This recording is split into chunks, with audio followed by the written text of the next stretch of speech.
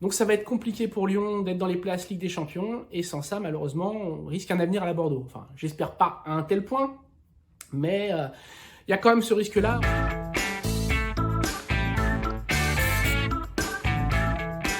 Salut Gonze Fenot, bienvenue sur But Football Club. Cette semaine, la question olympique lyonnais porte sur les inquiétudes à avoir pour la saison.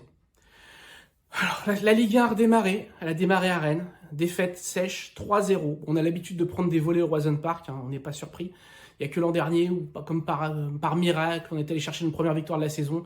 Mais globalement, c'est toujours compliqué au Roison Park pour nous, et ça s'est encore confirmé. Comme il s'est confirmé que l'OL, face à ses ex, a toujours des problèmes. Amine Gouiri, notamment, qui s'en donne à chaque fois à cœur joie et qui nous a encore martyrisé une nouvelle fois. C'est pénible ça, c'est pénible. On aimerait que les anciens Lyonnais arrêtent de briller contre Lyon, ça serait bien si on pouvait avoir ce vœu pieux. Toujours est-il que l'OL se retrouve déjà dos au mur après une journée avec cette question, est-ce qu'il faut s'inquiéter pour l'OL ? L'an dernier, j'avais attendu 4 journées avant de critiquer Laurent Blanc et m'inquiéter pour la suite pour l'OL. Cette année, on va pas attendre aussi longtemps, on va tirer la sonnette d'alarme directement. Parce que la bonne dynamique de fin de saison dernière, qui était une espèce de dynamique sur l'état d'esprit, ne suffira pas forcément à atteindre les objectifs. On le sait, l'OL a un besoin vital de Ligue des Champions. John Textor a pris beaucoup de risques dans son recrutement depuis 2 mercatos, et sans Ligue des Champions, on court droit à la catastrophe. Parce que Lyon n'a plus de trésorerie, Lyon vit déjà au jour le jour, les droits télé sont en berne. Voilà, on a besoin de l'argent de la Ligue des Champions. Sauf que les places en Ligue des Champions, elles sont super chères. Il y a déjà Paris qui en a une de promis, probablement Monaco, j'espère me tromper, mais je pense qu'on sera encore surclassé par la SM le week-end prochain. Marseille, avec son recrutement qui me paraît au-dessus. Lille, qui me paraît au-dessus, avec une équipe toujours très cohérente, avec Pep en plus en entraîneur. Et puis donc on a vu Rennes, ça fait déjà au moins 5 équipes de meilleures. Je pense même au lance de Will Steele, même s'il est plus low cost que l'an passé, qui me paraît quand même fort. Donc ça va être compliqué pour Lyon d'être dans les places Ligue des Champions, et sans ça, malheureusement, on risque un avenir à la Bordeaux. Enfin, j'espère pas à un tel point, mais il y a quand même ce risque-là. On rappelle quand même que les droits télé ont bien baissé. Au-delà de ça, moi, ce qui m'inquiète, c'est tous les problèmes au niveau de l'effectif de Pierre Sage. Il y en a beaucoup. Il y en a beaucoup.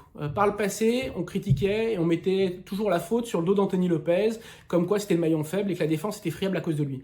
On l'a vu que même avec un Lucas Perry dans les cages, ça fait 3-0. Alors effectivement, il fait 5-6 gros arrêts, mais la défense laisse passer toujours une 8-10 occasions par match. C'est pas possible.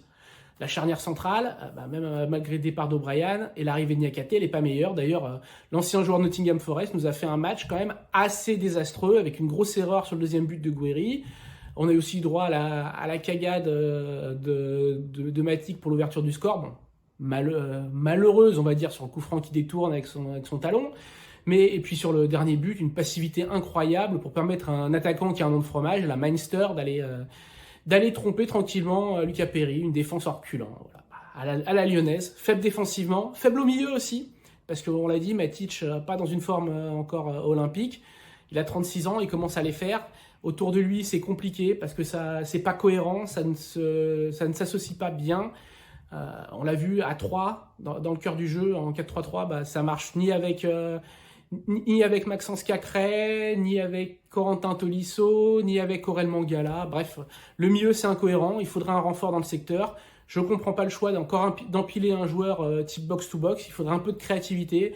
Visiblement, on attend Thiago Almada au mois de janvier, en espérant qu'il ne soit pas trop tard. Et puis devant, quand le général Lacazette n'est pas là, les souris dansent pas en fait, clairement.